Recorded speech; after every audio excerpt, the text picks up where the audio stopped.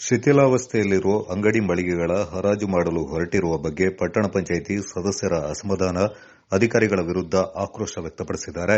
ಪಂಚಾಯಿತಿ ಸಭೆಯಲ್ಲಿ ಸಿಕೆ ಸುಬ್ಬಯ್ಯ ರಸ್ತೆಯ ವಾಣಿಜ್ಯ ಮಳಿಗೆಗಳು ಶಿಥಿಲಾವಸ್ಥೆ ತಲುಪಿದ್ದು ದುರಸ್ತಿಗೊಳಿಸಿ ನಂತರ ಹರಾಜು ನಡೆಸಿ ಈ ಬಗ್ಗೆ ಆಡಳಿತಾಧಿಕಾರಿ ಸ್ಥಳ ಪರಿಶೀಲನೆ ಎಂದರು.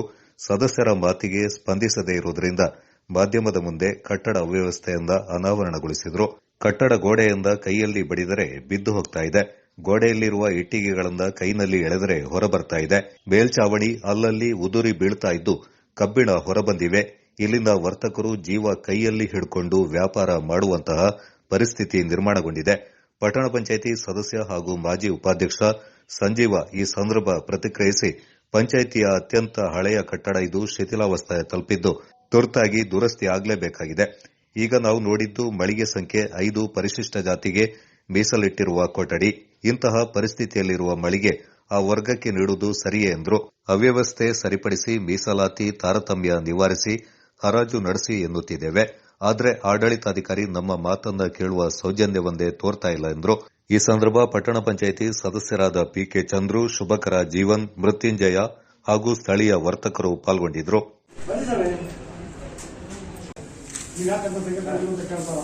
ಯೋಚನೆ ಮಾಡಿದ್ರೆ ಹೆಂಗೆ ಸ್ಥಿತಿ ಇರೋದು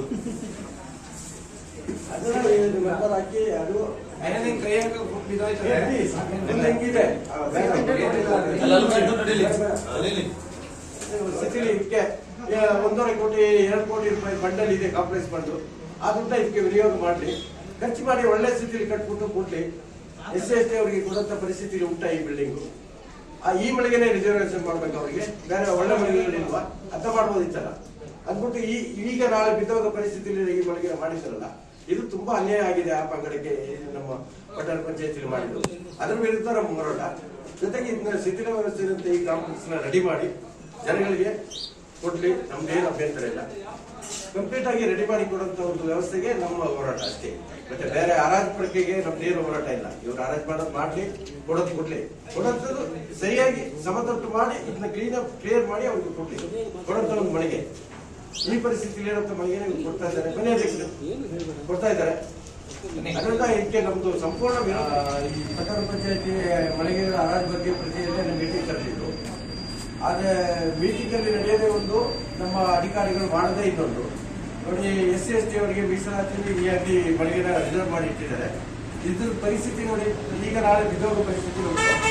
ಅವ್ರಿಗೆ ಕೊಟ್ಬಿಟ್ಟು ತಿರ್ಗಾ ಇದರಲ್ಲಿ ಈ ಅಂಗಡಿನ ತಗೊಂಡು ಜೀವ ತಗೋಬೇಕಂತ ಒಂದು ಪರಿಸ್ಥಿತಿ.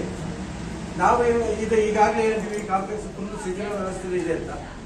ಫುಲ್ ಕಂಪ್ಲೀಟ್ ರೆಡಿ ಮಾಡಿ ಆಮೇಲೆ ಅವರು ಹರಾಜು ವಿಲೇವಾರಿ ಮಾಡಿ, ಅದರಲ್ಲಿ ನಮ್ಮ ಅಭ್ಯಂತರ ಇಲ್ಲ.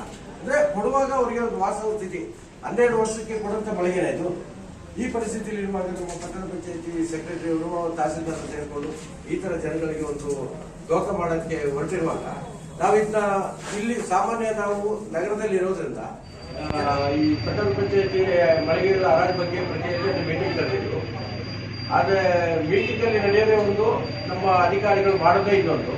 ನೋಡಿ, SC/ST ಅವರಿಗೆ ಮೀಸಲಾತಿ ಈ ಅಂಗಡಿ ಮಳಿಗೆನ ರಿಸರ್ವ್ ಮಾಡಿ ಇಟ್ಟಿದ್ದಾರೆ. ಇದ್ರ ಪರಿಸ್ಥಿತಿ ನೋಡಿ, ಈಗ ನಾಳೆ ಬಿದ್ದೋಗೋ ಪರಿಸ್ಥಿತಿ ಉಂಟು.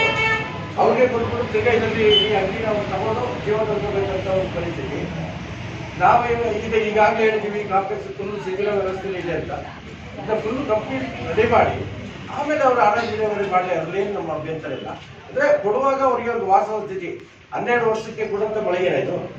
ಈ ಪರಿಸ್ಥಿತಿಯಲ್ಲಿ ಇರುವಾಗ ನಮ್ಮ ಪಟ್ಟಣ ಪಂಚಾಯತಿ ಸೆಕ್ರೆಟರಿ ಅವರು, ತಹಸೀಲ್ದಾರ್ ಅಂತ ಹೇಳ್ಕೊಂಡು ಈ ತರ ಜನಗಳಿಗೆ ಒಂದು ದೋಖ ಮಾಡೋದಕ್ಕೆ ಹೊರಟಿರುವಾಗ, ನಾವು ಇದನ್ನ ಇಲ್ಲಿ ಸಾಮಾನ್ಯ ನಾವು ನಗರದಲ್ಲಿ ಇರೋದ್ರಿಂದ ಜನ ನಮ್ಮನ್ನ ಬಂದು ಯಾವಾಗ ಕೇಳ್ತಾ ಇರ್ತಾರೆ. ಈ ಪರಿಸ್ಥಿತಿ ಈಗಿರುವಾಗ ನಾವು ಅಂತ ಹೇಳಬೇಕಾಗುತ್ತೆ. ದಯವಿಟ್ಟು ಪಟ್ಟಣ ಪಂಚಾಯತಿ ಅವರು ನಿನ್ನೆ ಯಾಕೋಸ್ಕರ ನಾವು ಗಲಾಟೆ ಮಾಡಿದೀವಿ, ಯಾಕೋಸ್ಕರ ಮುಂದೆ ಹೊಡಿ ಅಂತ ಹೇಳಿದೀವಿ, ಇದೆ ಇಲ್ಲಿ ಎಲ್ಲ ಶಿಥಿಲ ವ್ಯವಸ್ಥೆನೆಲ್ಲ ರೆಡಿ ಮಾಡಿ